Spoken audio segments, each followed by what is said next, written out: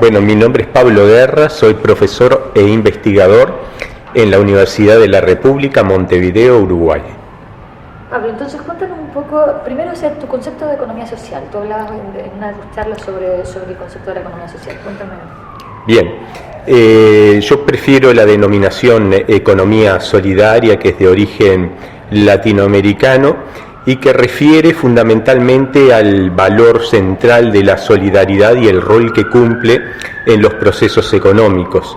De esa manera, economía solidaria para mí es cuando la solidaridad se convierte en un factor económico que de alguna manera impregna los procesos de producción, de distribución, de consumo, de ahorro, de inversión.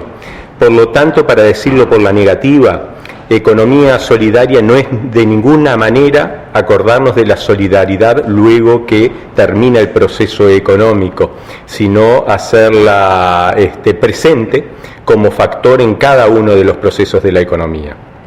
Para que este proceso sea efectivo, ¿no? O pueda implementarse dentro de las comunidades, los países, etcétera, ¿qué crees tú que haga realmente falta hoy en día para potenciar la presencia de la economía solidaria?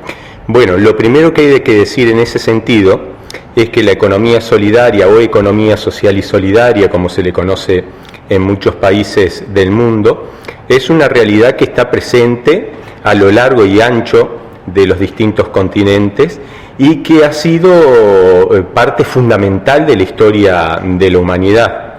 Y esto lo digo no solamente por una cuestión meramente anecdótica, sino para recordar que la especie humana no hubiese podido evolucionar en el tiempo de no haber sido justamente por los factores solidarios que tuvieron un rol fundamental en materia de colectivización, en materia de desarrollo comunitario, desde los orígenes mismos de nuestra especie.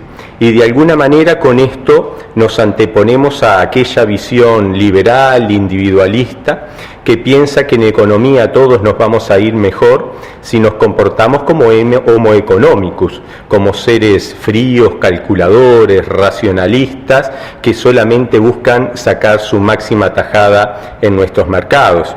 Antes bien, lo que demuestra la historia económica y la antropología económica es que sin las relaciones de reciprocidad, sin las relaciones comunitarias, sin estas relaciones solidarias que han tenido un papel fundamental en la historia, no hubiese sido posible entonces el desarrollo de la humanidad. Dicho esto, vivimos en un momento histórico donde imperan otros valores, donde claramente hay una cultura más individualista, más egoísta, donde a veces hablar de economía solidaria o señalar la vigencia de numerosas organizaciones que se conforman con otras matrices, con otras racionalidades, con otras lógicas, con otras estructuras de gestión empresarial, puede parecer muy utópico, puede parecer algo muy lejano, que sin embargo está ocurriendo en nuestros mercados. En ese sentido, el movimiento de la economía solidaria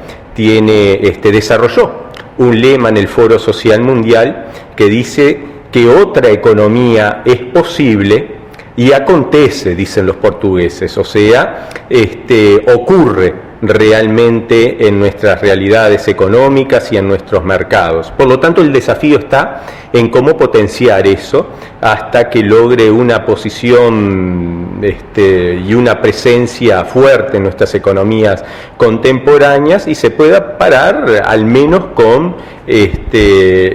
similares potencialidades respecto a las otras formas predominantes hoy de hacer economía. Y en el contexto ya, en el marco de este proyecto, en el marco también del contexto que tú estás hablando, ¿no? ¿Qué rol cumplen las universidades? ¿Qué rol deberían cumplir las universidades según tu perspectiva? Y bueno, tienen un rol principalísimo y fundamental, por ejemplo, en la elaboración de teoría que dé cuenta de estas organizaciones, de estos comportamientos económicos de base solidaria. Por lo general, la teoría hegemónica ya sea de matriz clásica, neoclásica o marxista, no tiene las suficientes categorías de análisis para dar cuenta de la racionalidad solidaria y de la lógica solidaria que ocurre en nuestras economías contemporáneas. Por lo tanto, un primer desafío es ese, teórico, tratar de construir aquellas categorías de análisis que puedan dar cuenta de tantos formatos alternativos que están emergiendo hoy en nuestras economías. Pero tienen otras obligaciones nuestras universidades.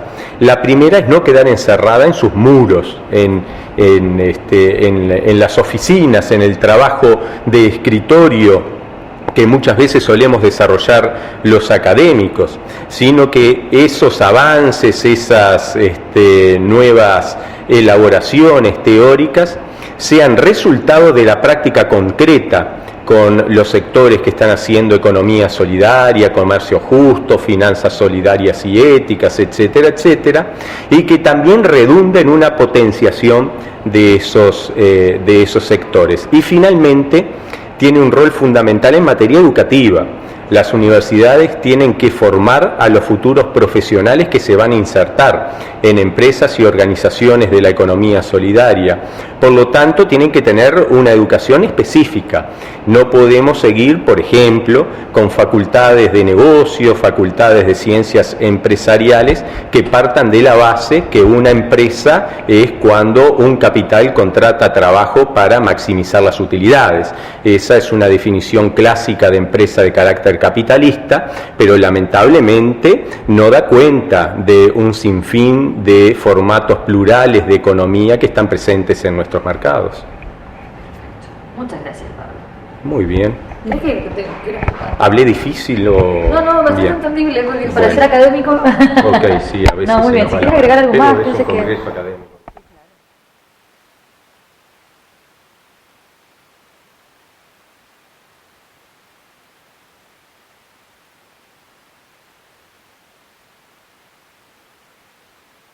Yo de repente hablaría de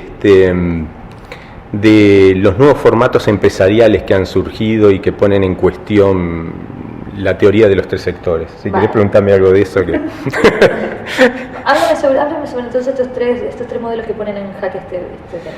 Bueno, yo creo que en los últimos años han surgido nuevos formatos empresariales que ponen en cuestión la clásica división en tres grandes sectores de la economía contemporánea. Hasta hace algún tiempo insistíamos en que había un sector privado capitalista, un sector público estatal y un sector solidario de la economía. Y para caracterizar el sector solidario de la economía decíamos que son organizaciones o empresas que se caracterizan, por ejemplo, por constituirse para satisfacer las necesidades de sus miembros o para generar una utilidad social, cuyas eventuales ganancias se distribuyen entre sus integrantes o van por entero a la finalidad de estas organizaciones y que tienen un modelo de gestión democrático por el cual cada socio tiene un voto. En ese sentido, por ejemplo, es que se han generado la teoría de principios y de valores del movimiento cooperativo, las principales doctrinas acerca de lo que es la economía social y la economía solidaria, y además algunas leyes de la economía social y solidaria que ya están presentes en varios países de América Latina, en algunos países europeos e incluso en algún país asiático. El tema es que, como decía al principio, en los últimos años están emergiendo nuevos formatos empresariales que no son tipo ideales del sector privado capitalista y que tampoco son tipo ideales del sector solidario de nuestras economías con estas características que estaba citando. Son, por ejemplo, todos los algunas de las manifestaciones de la social business, de las empresas sociales, de las corporaciones B y otros formatos empresariales que entonces están surgiendo en diversos países del mundo que tienen algún componente típico del sector privado capitalista. Por ejemplo, son muchas empresas que se constituyen con capitales privados, pero que tienen una lógica y una racionalidad más parecida a la de la economía solidaria, por ejemplo, su finalidad es contribuir a un impacto social o al bien común. Por lo tanto, la emergencia de estas empresas que no podemos insertar en el prototipo de una empresa capitalista ni en el prototipo de una empresa solidaria, yo le denomino casos de empresas híbridas, porque tienen componentes de los dos sectores, y me animo a decir, pensando en prospectiva, que van a ser de cara al futuro algunos de los formatos empresariales que van a tener mayor crecimiento y que por lo tanto desde el mundo académico tenemos que empezar a analizar detenidamente. Es en ese sentido que valoro mucho haber venido a esta conferencia en York, porque pude tomar contacto con algunas posiciones que de repente son algo distantes para el mainstream de la economía social y solidaria en América Latina y en Europa continental, pero que entiendo que en ciertos contextos del mundo anglosajón están tomando cuerpo, como es el caso justamente de las empresas sociales, con todas las elaboraciones que se han generado en Gran Bretaña, con algunas elaboraciones del valor compartido de Harvard, o con las elaboraciones de Mohammad Yunus con su social business en Asia. En fin, son nuevos formatos interesantes que rompen con algunos moldes, que nos desajustan a los académicos tal como habíamos concebido algunos de los tipos ideales de comportamiento, pero que tienen un componente, yo diría, muy interesante y también muy esperanzador para los tiempos que corren. Impecable, qué interesante.